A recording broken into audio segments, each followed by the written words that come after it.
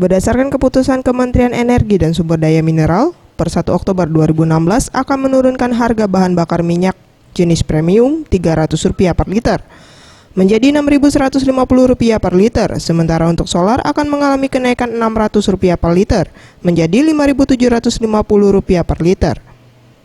Terkait hal tersebut, Riko Raspati, Officer Communication and Relation Pertamina Subaksel, membenarkan rencana penurunan harga premium serta kenaikan harga solar.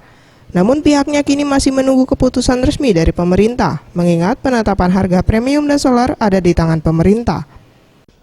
Ya, memang wacana ini sudah beredar sejak beberapa waktu kemarin ya. Namun demikian, posisi Pertamina Nomor 2 itu adalah menunggu keputusan resmi dari pemerintah.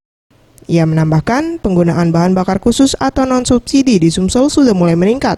Tercatat di bulan September 2016, Pertalite 305 kL per hari, Pertamax 124 kL per hari, dan Dexlite 14 kL per hari.